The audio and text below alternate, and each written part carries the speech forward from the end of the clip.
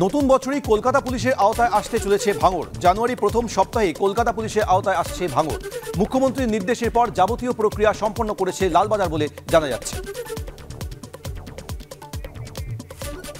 নতুন বছরের শুরুতেই কলকাতা পুলিশের আওতায় আসতে চলেছে ভাঙড়। মুখ্যমন্ত্রীর নির্দেশের পর অবশেষে এই প্রক্রিয়া সম্পন্ন হয়েছে বলে জানা যাচ্ছে।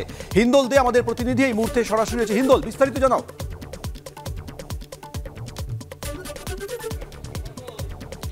দেখো সৌমেন, কিছুক্ষণ আগেই কলকাতা পুলিশ কমিশনার তিনি কিন্তু একেবারে দক্ষিণ 24 পরগনার ভাঙড়, যে ভাঙড়কে ভেঙে কিন্তু কলকাতা পুলিশের আওতায় নিয়ে আসা হয়েছে, বেশ কয়েকটি নতুন থানা তৈরি করা হয়েছে।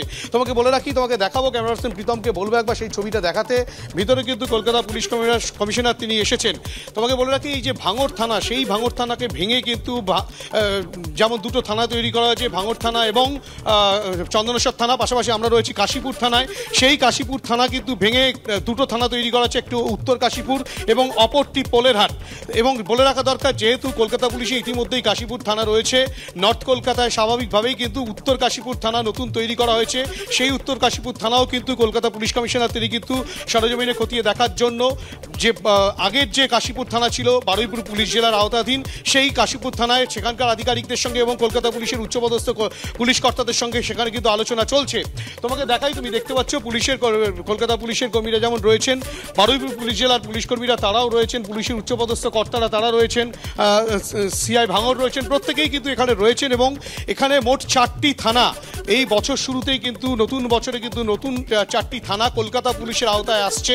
এখনো পর্যন্ত যেটা জানা যাচ্ছে যে ভাঙড় থানাকে ভেঙে দুটো থানা হচ্ছে, একটি ভাঙড় থানা এবং একটি চন্দনেশ্বর থানা, এবং কাশীপুর থানা যেটি বারুইপুর পুলিশ জেলার আওতাধীন ছিল, সেই কাশীপুর থানাকে ভেঙে কিন্তু একটি পোলেরহাট এবং একটি উত্তর কাশীপুর থানা, এই 4টি নতুন থানা শুরু হবে বছর শুরুতেই, তেমনটাই কিন্তু এখনো পর্যন্ত স্থির রয়েছে।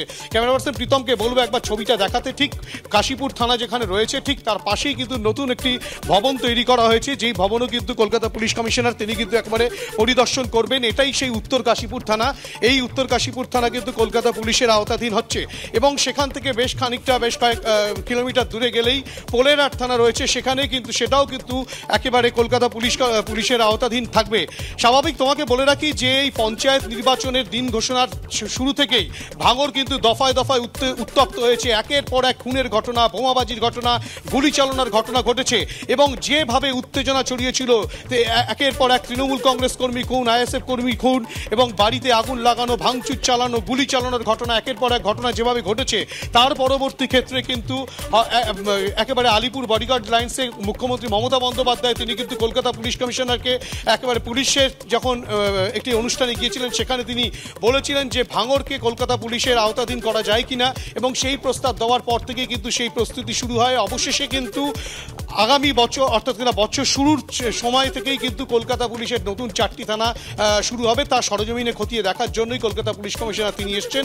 আপাতত 4টি কলকাতা পুলিশের নতুন থানা শুরু হচ্ছে, এবং পরবর্তী ক্ষেত্রে আরও 4টি থানা যেগুলো হওয়ার প্রস্তাব রয়েছে সেগুলোও কিন্তু শুরু হবে, তেমনটাই এখনো পর্যন্ত কলকাতা পুলিশ সূত্রে খবর। ধন্যবাদ হিন্দল।